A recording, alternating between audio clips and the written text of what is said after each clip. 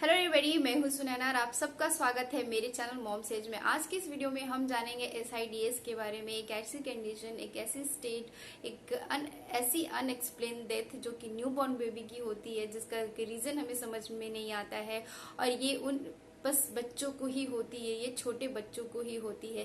तो इसी के कारण इसके रिस्क फैक्टर, इसको हम किस तरीके से प्रिवेंट कर सकते हैं, इन सारी ही चीजों के बारे में इस वीडियो में हम बात करेंगे। तो वीडियो को लास्ट तक जरूर देखें, क्योंकि ये वीडियो जो है ना बहुत ज्यादा हेल्पफुल होने वाला है, बहुत ज्यादा इन्फॉर्मेटिव होने वाला है उन पेरेंट्स के लिए जो कि अभी नए नए पेरेंट बने हैं, उनकी जर्नी न्यू स्टार्ट हुई है, और या फिर उन पेरेंट्स के लिए भी जो कि एक्सपेक्ट कर रहे हैं बहुत जल्दी वो पेरेंट बनने वाले हैं। तो वीडियो को पूरा देखें ताकि आप एसआईडीएस को है अच्छे से समझ सको, इनके कारणों को समझ सको और इसको आप कैसे प्रिवेंट कर सकते हो, आप उन सारी चीजों को जान सको।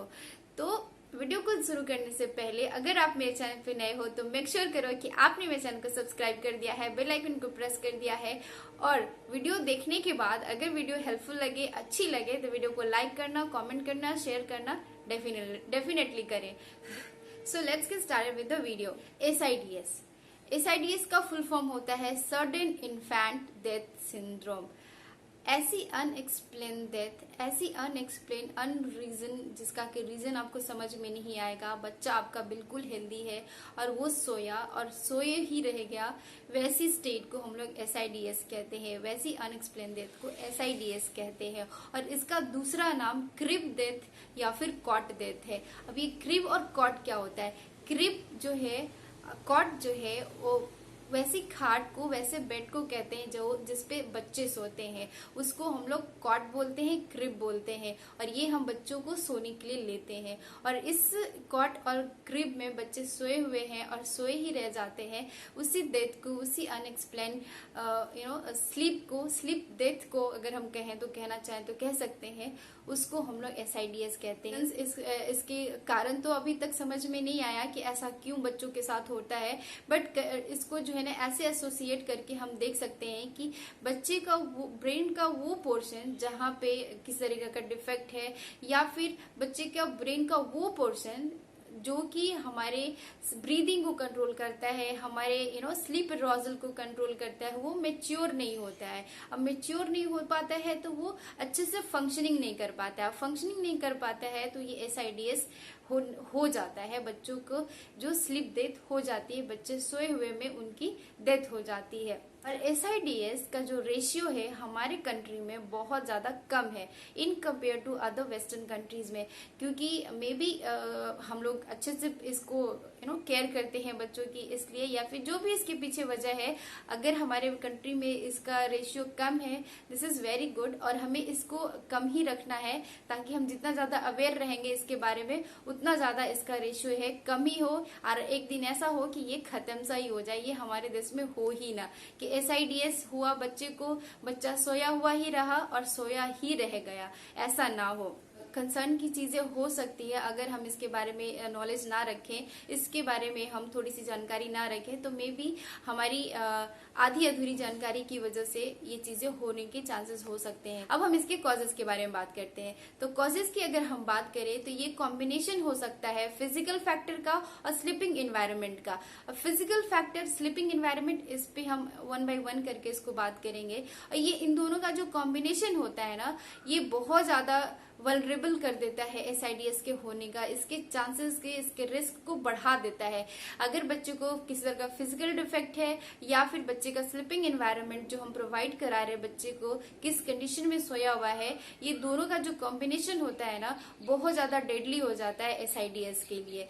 तो और ये जो फिजिकल फैक्टर है या स्लीपिंग एनवायरनमेंट है, ये दोनों चीजें जो है ना, बच्चे से बच्चा वेरी करता है, क्योंकि हम एवरीबॉडी नो कि हर बच्चा एक दूसरे बच्चे से अलग होता है, उसकी कंडीशन दूसरे बच्चे से अलग होती है, उनका ग्रोथ रेट दूसरे बच्चों से अलग होता है, तो सारे बच्चे एक दूसरे से अलग होते हैं। तो ये दोनों फैक्टर भी चाइल्ड टू चाइल्ड ये वैरी करता है। ऐसा नहीं कि अगर एक बच्चे की कॉट डेथ हुई है तो वो फिजिकल फैक्टर की वजह से हुई है, तो वो सारे बच्चों की अगर कॉट डेथ होती है तो वो फिजिकल फैक्टर की वजह से होगी या फिर स्लीपिंग एनवायरनमेंट की वजह से होगी। तो ऐसा नहीं है, ये वैरी कर सकता है। करते हैं कि फिजिकल फैक्टर क्या होता है। फिजिकल फैक्टर कहने का मतलब कि बच्चे का ब्रेन डिफेक्ट हो सकता है, बच्चे को लो बर्थ वेट के साथ बच्चा पैदा हो सकता है, या फिर बच्चे में किसी तरह का रेस्पिरेटरी इन्फेक्शन है। अब ब्रेन डिफेक्ट क्या होता है? ब्रेन डिफेक्ट कहने का मतलब कि वी ऑल नो कि ब्रेन जो है हमारा सारे बॉडी को कंट्रोल करता है, वो सारे फंक्शनिंग को कंट्रोल करता है, वो सारे मैसेजेस, सारे नोटिफिकेशंस हमारे बॉडी को सेंड करता है ताकि बॉडी जो है आगे प्रोसेस कर सके, बॉडी जो है आगे काम कर सके। ठीक है, अगर हमारे बॉडी में पेन होता है तो उसके मैसेजेस भी हमारे ब्रेन ही हमें देता है कि हमें इस जगह पे पेन हो रही है, या फिर अगर हम सैड हो रहे हैं या हैप्पी हो रहे हैं तो ये भी चीजें हमें ब्रेन ही हमें बताता है कि हम हैप्पी हैं। वो चीजें, इमोशंस, फीलिंग्स, जो भी चीजें हैं वो हमारा ब्रेन ही उसको कंट्रोल करता है। ब्रेन जो है ना, ब्रेन की जो फंक्शनिंग है वो डिवाइडेड होती है। लाइक ब्रेन का एक पोर्शन जो है दूसरी चीज को कंट्रोल करता है, दूसरा पोर्शन जो है उसको दूसरी चीज को कंट्रोल करता है। ठीक, ब्रेन का वो पोर्शन जो कि हमारे ब्रीदिंग को कंट्रोल करता है, स्लीप अराउजल को कंट्रोल करता है, न्यूबॉर्न बेबी का उसमें किसी तरीके का डिफेक्ट है, या फिर बच्चा का जो वो पोर्शन है ना वो मैच्योर नहीं है तो इसकी जो हाई रिस्क हो जाते हैं एसआईडीएस होने के। लो बर्थ वेट क्या है? लो बर्थ वेट कहने का मतलब ये कि हम सब जानते हैं कि एक बर्थ वेट, एक अच्छा बर्थ वेट कितना जरूरी होता है एक अच्छे हेल्दी बॉडी, माइंड, सोल के लिए। अगर हम ऐसे बोलना चाहें तो हम बोल सकते हैं, क्योंकि अगर वेट अच्छा नहीं है, हम लोग सारे मदर्स कंसर्न रहते हैं ड्यूरिंग आवर प्रेगनेंसी, और हमारी डॉक्टर्स भी हमें बोलते हैं या फिर हमारे एल्डर्स भी हमें यही बोलते हैं कि हम अच्छा खाएंगे तो बच्चे का वजन अच्छा रहेगा, हमारा हेल्थ अच्छा रहेगा, और बच्चे का वजन अगर अच्छा रहेगा तो बच्चा जो है अच्छा पैदा होगा। तो अगर बच्चा लो बर्थ वेट के साथ पैदा होता है, या फिर प्री मेच्योर बर्थ पैदा होता है, या फिर उसमें मल्टीपल बर्थ का सीन है, लाइक बहुत सारे मल्टीपल बर्थ, यानी बहुत जल्दी बच्चे हो गए, या फिर बहुत ट्विंस है, ट्रिपलेट्स है, इस तरह के, तो उस कंडीशन में जो है ना एसआईडीएस होने के जो चांसेस है ना बढ़ जाते हैं। नेक्स्ट है रेस्पिरेटरी इन्फेक्शन। रेस्पिरेटरी इन्फेक्शन कहने का मतलब कि वैसे रिसर्च हुए वैसे बच्चों पे जिनकी कॉट डेथ हुई है, तो उसमें ये पाया गया कि उन बच्चों को जो है ना कफ एंड कोल्ड वगैरह हुआ, जिसकी वजह से बच्चे ब्रीद नहीं ले पाए, तो मे बी ये कारण हो सकता है बच्चे की कॉट डेथ होने का। तो ये तीनों point, brain defect, low birth weight और रेस्पिरेशन इन्फेक्शन, ये तीनों चीजें जो है ना फिजिकल फैक्टर में आते हैं। ये तीनों चीजें एसआईडीएस को हाई रिस्क कर देते हैं। अगर ये चीजें बच्चे में है, ये डिफेक्ट है बच्चे को, तो एसआईडीएस होने के चांसेस को बढ़ा देता है। स्लीपिंग एनवायरनमेंट फैक्टर के बारे में अगर हम बात कर रहे हैं तो फर्स्ट आता है कि बच्चा किस तरह की पोजीशन पे सोया हुआ है।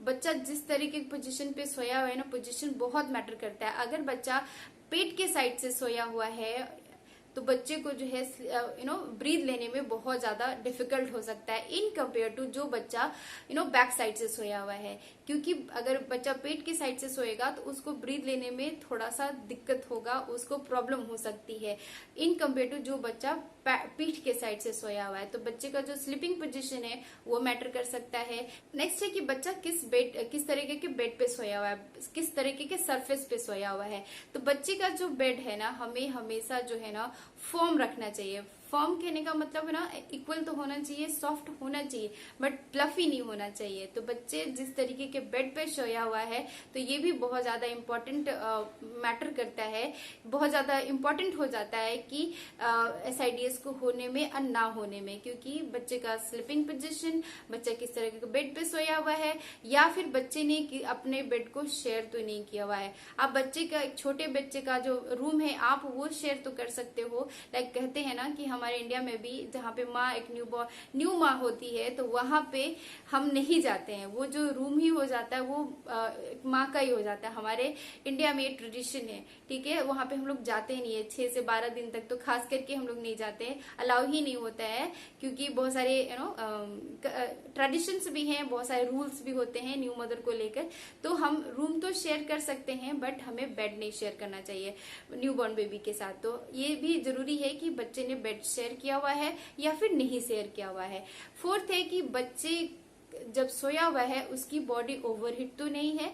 ओवरहीट कहने का मतलब जब माँ के पेट में होता है तो वो एक टेम्परेचर में होता है, तो बाहर जब निकल जाता है बच्चा बाहर, तो सब लोग ये एडवाइस करते हैं, इवन डॉक्टर्स भी हमें बोलते हैं कि हमें इसको अच्छे टेम्परेचर में रखना है। अच्छे टेम्परेचर में रखने का मतलब ये नहीं है कि बच्चा सोया हुआ है और उसके ऊपर आप ढेर सारे कपड़े और डाल दो, ढेर सारे ब्लैंकेट्स डाल दो, ताकि बच्चे की जो बॉडी है ओवरहीट हो जाए, और ओवरहीट हो जाए तो बच्चे को इस तरह के कंडीशंस को फेस करना पड़े, आपको इस तरह के मिस हैपनिंग्स को देखना पड़े। तो जरूरी है कि स्लीपिंग एनवायरनमेंट बच्चे का अच्छा होना चाहिए।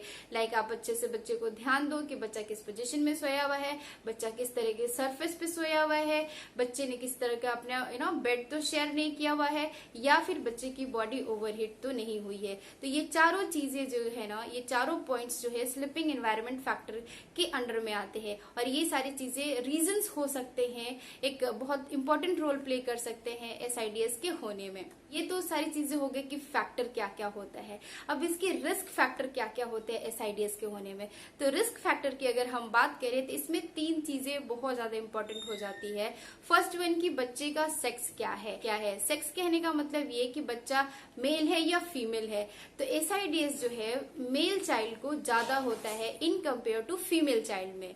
सेकंड है कि बच्चे की एज क्या है। बच्चे का एज कहने का मतलब 2 से 4 महीने का जो एज होता है ना, वो एसआईडीएस के लिए बहुत ज्यादा हाई रिस्क वाला हो जाता है।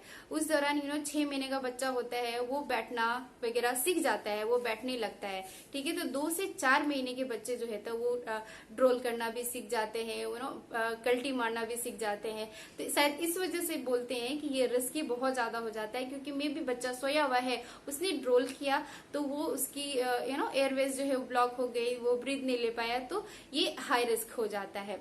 नेक्स्ट है कि कोई हिस्ट्री तो नहीं है, फैमिली हिस्ट्री तो नहीं है एसआईडीएस से रिलेटेड। लाइक अगर फैमिली में एसआईडीएस से पहले भी किसी बच्चे की डेथ हुई है, कजिन्स की, किसी की भी, तो ये चांसेस हाई हो जाते हैं कि बच्चे दोबारा आपकी फैमिली में ऐसे हो, एसआईडीएस हो जाए। कि सेकेंड हैंड स्मोकर कहने का मतलब कि जिस एनवायरनमेंट में बच्चा रह रहा है, या फिर बच्चा जिस पीपल के अराउंड रह रहा है, मदर है, जो भी है, तो वो सेकेंड हैंड स्मोकर तो नहीं है। लाइक अगर स्मोक कर रहे हैं तो वो ऑब्वियसली वो जो एनवायरनमेंट है वो बहुत ज्यादा स्मोकी हो जाएगा, जिसकी वजह से छोटा बेबी तो उसकी सारी चीजें मेच्योर नहीं होती हैं, और ऊपर से हम उसमें स्मोक डालेंगे, वो भी हार्मफुल स्मोक करेंगे, तो वो चीजें बच्चे को बहुत ज्यादा रिस्की कर देता है एसआईडीएस होने का, बच्चे के ब्रीदिंग को प्रॉब्लम करने में।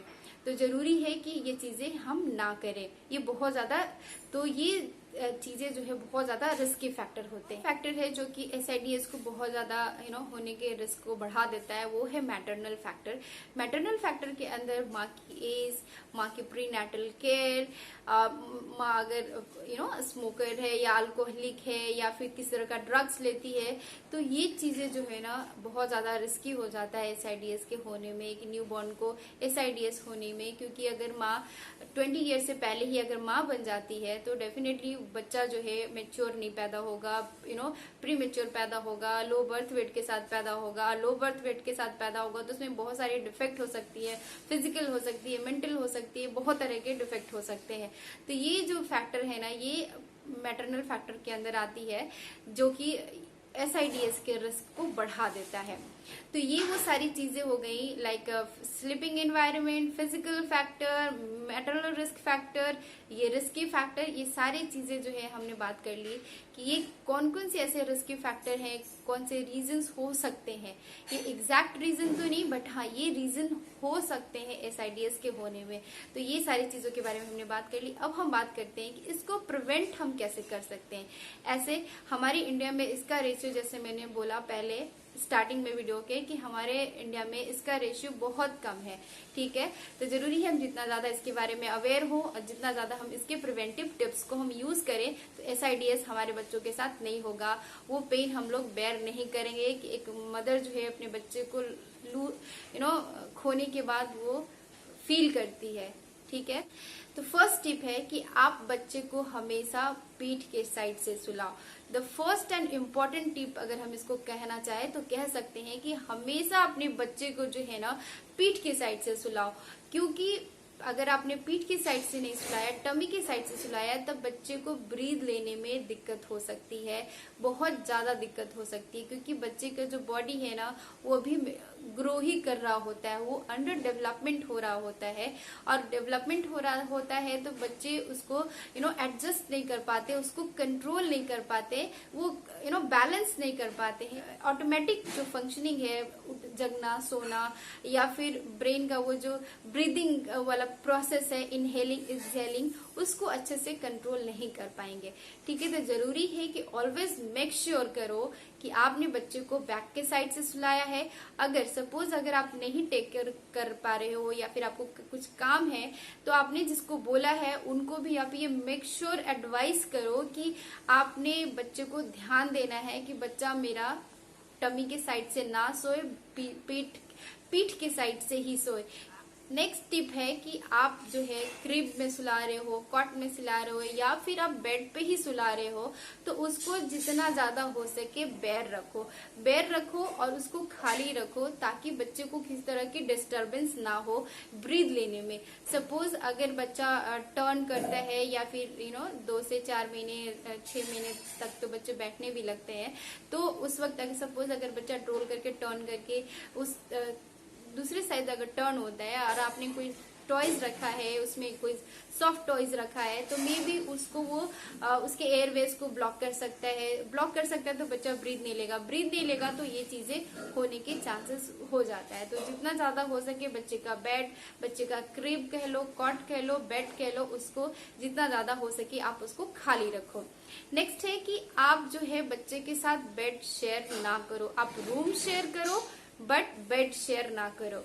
आइडियली हम लोग बच्चे के साथ हमारे इंडिया में हम बच्चे को, न्यूबॉर्न बेबी को छोड़ के जा ही नहीं सकते हैं। हमें सख्त हिदायत होती है हमारे फैमिली से, हम लोग ऐसा, हमारा कल्चर ही हमारा वैसा है कि हम एक न्यूबॉर्न बेबी को छोड़कर जा ही नहीं सकते हैं। हम एज अ मदर भी हम जाते भी नहीं है और हमें अलाउ भी नहीं होता है। तो जरूरी है कि आप रूम शेयर करो बट बेड ना शेयर करो।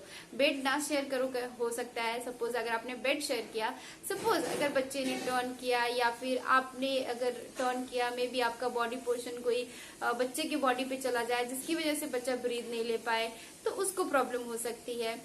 ठीक है, और बच्चा अगर सपोज अगर ड्रॉल किया आपने, उधर से आप सोए हो, तो उसकी एयरवेज वगैरह हो सकता है ब्लॉक हो जाए। तो जरूरी है कि आप बच्चे के साथ बेड शेयर ना करो। अगर सपोज अगर आप वैसा कंडीशन है जिसपे आपको शेयर करना पड़ रहा है, तो आप वो जो पोर्शन है, एक एरिया जो है वो बच्चे का कर दो और दूसरे एरिया में आप रहो। तो ये भी चीजें बहुत ज्यादा इंपॉर्टेंट हो जाता है कि अगर आप ऐसे करते हो तो आप इसको प्रिवेंट कर सकते हो, SIDS को नहीं होगा। नेक्स्ट है कि आप बच्चे को जो बेड है वो बहुत ज्यादा फ्लफी ना रखो। उसको एक बेड जो है उसका जो सरफेस है एक फर्म सरफेस रखो, बहुत ज्यादा फ्लफी ना रखो, ताकि अगर आप, क्योंकि फ्लफी बेड जो होते हैं ना एयरवेज को ब्लॉक कर देते हैं, ब्रीदिंग में हमें प्रॉब्लम हो सकती है, क्योंकि मे बी बच्चा टर्न किया तो उसके नोज के आगे आ गया, ब्लॉक होने के कोई चांसेस ना हो, अब बच्चा जो है अच्छे से ब्रीथ ले पाए और अच्छे से सो पाए। नेक्स्ट है ब्रेस्ट फीड करो, जितना ज्यादा हो सके आप ब्रेस्ट फीड करो। अगर आपके साथ कोई मेडिकल कंडीशन नहीं है या फिर आप बिल्कुल हेल्दी हो तो आप ब्रेस्ट फीड ही करो, क्योंकि ब्रेस्ट फीड बच्चे के लिए अमृत होता है। अगर हेल्दी बॉडी माइंड सोल हम कहें तो ब्रेस्ट फीड से ही हमें मिल सकता है। माँ का दूध में वैसी ताकत होती है, वैसी स्ट्रेंथ होती है जो कि आप फॉर्मूला मिल्क वगैरह से नहीं हो सकता, वो आर्टिफिशियल मिल्क से हम बच्चे को नहीं दे सकते हैं। इसीलिए जितना ज्यादा हो सके आप ब्रेस्ट फीड करो, ताकि बच्चे की इम्यूनिटी बूस्ट रहे, बच्चे का जो बॉडी वो स्ट्रांग रहे, बच्चे का सारा सिस्टम जो है स्ट्रांग रहे। तो जितना ज्यादा हो सके आप ब्रेस्ट फीड करो। पेसिफायर जो है ना बहुत इंपॉर्टेंट रोल प्ले कर सकता है, क्योंकि बच्चे जो है ना बॉर्न सकर होते हैं। अगर बच्चे न्यूबॉर्न बेबी को अगर आपने देखा होगा तो बच्चा जब सोया हुआ होता है तो भी उसका मुंह जो है चलता रहता है, ऐसा लगता है जैसे बच्चा जो है ना वो दूध ही पी रहा है, या फिर उस तरह का आपको लगता है। आप देखोगे बच्चा मुंह चलाता हुआ रहता है, तो बच्चे को जो है ना आप पेसिफायर दे सकते हो। बट पेसिफायर इंट्रोड्यूस करने से पहले जरूरी है कि आप अपने फीडिंग रूटीन को भी देख लो। अगर आप ब्रेस्ट फीड कर रहे हो तो उसको आप देख लो कि आप किस टाइम पे आप एक एडजस्टमेंट कर लो। पहले कहने का मतलब ये है कि आप एक रूटीन में सेट हो जाओ। इसे आप कंसल्ट कर सकते हो अपने डॉक्टर के साथ कि आप पेसिफायर आपको देना है या नहीं देना है, तो आप अपने डॉक्टर से एडवाइस ले सकते हो, या आप अपने फीडिंग रूटीन को पहले एडजस्ट कर लो, आप उसमें एडजस्ट हो जाओ, तब जाके आप बच्चे को अगर पेसिफायर देते हो तो ये बहुत ज्यादा हद तक SIDS को प्रिवेंट कर सकता है। फायर जो है ना किस तरह का नॉट या किस तरह के हैंग से नहीं बंधा होना चाहिए। सपोज अगर आपने पेसिफायर दिया है तो वो बच्चे से किसी बॉडी पार्ट से अटैच नहीं होना चाहिए, वो फ्री होना चाहिए। अगर बच्चा उसको पेसिफायर लिया हुआ है, अगर उसको सक कर रहा है, सोया हुआ है, तो वो पेसिफायर अगर निकल के मुंह से बाहर भी आ गया तो आप उसको वापस नहीं डालो, क्योंकि वो उसको प्रॉब्लम कर सकता है। नेक्स्ट टिप है कि आप बच्चे को ओवर हीट ना करो। जब बच्चा सोया हुआ है तो उस दौरान बच्चे को जो है ना हद से ज्यादा जितनी जरूरत है कपड़े की, उससे ज्यादा आप ना बच्चे को डाल दो। जैसे बहुत सारा ब्लैंकेट कंबल वगैरह डाल दिया हमने और बच्चे की बॉडी जो है ओवर हीट करे। जितनी जरूरत है, सपोज बच्चे ने वेदर को भी हम ध्यान में रखें, ठीक है। अगर ठंड है तो मे भी हम थोड़ा सा उसको कवर कर सकते हैं, बट देख कर, ऐसा नहीं कि अब हद से ज्यादा कर दो, अब बच्चा सोया हुआ है तो बस वो सोया ही रह जाए, ऐसा नहीं। तो हमें अपने बच्चे की बॉडी को ना स्लीप के दौरान हमें ओवरहीट नहीं करनी है।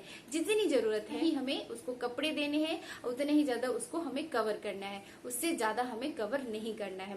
नेक्स्ट है कि ऐसा रिसर्च वगैरह बताता है, जैसे हमारे देश में इसकी जो रेशियो है ना बहुत ज्यादा कम है SIDS का, तो बाहर के देशों में, तो अमेरिकन एजेंसीज वगैरह जो भी मेडिकल से जो रिलेटेड करती हैं, तो उन्होंने रिसर्च में पाया कि जो भी हम मॉनिटर्स या बेबी मॉनिटर्स जो भी हम यूज करते हैं ना, वो यूजलेस होते हैं। वो प्रिवेंट नहीं करते हैं कि हम मॉनिटर करके हम देख सकते हैं कि हमारा बच्चा जो है ना वो किस तरह का, उसको प्रॉब्लम नहीं हो सकता है। तो अवॉइड करो जो भी बेबी मॉनिटर्स वगैरह जो हम यूज करते हैं अकॉर्डिंग टू देयर स्टडीज, ठीक है।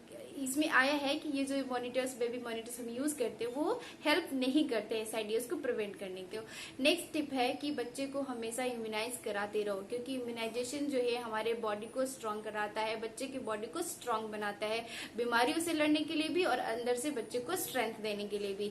तो बच्चे की इम्यूनाइजेशन की जो टाइम है उसको कभी क्रॉस ना करो, उसको हमेशा ध्यान में रखो और हमेशा उसको इम्यूनाइजेशन कराते रहो। इसमें ये शो करता है कि जो बच्चे इम्यूनाइज्ड है ना उनको बहुत लो है SIDS होने के चांसेस इन कंपेयर टू जो बच्चे इम्यूनाइज नहीं है। तो जरूरी है कि आप अपने बच्चे को इम्यूनाइज करा लो, ठीक है। हमेशा उसके इम्यूनाइजेशन की डेट को हमेशा याद करके रखो और इम्यूनाइज कराते रहो।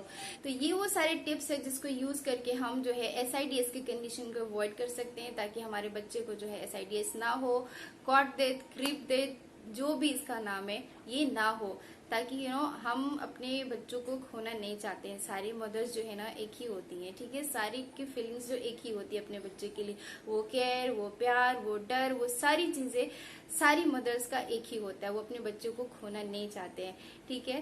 तो जरूरी है कि हम इन टिप्स को फॉलो करें, और जितना ज्यादा हम इसके बारे में अवेयर रहेंगे ना, उतना ही ज्यादा हम चीजों को कंट्रोल कर सकते हैं, चीजों को हम अवॉइड कर सकते हैं मिसहैपनिंग होने से।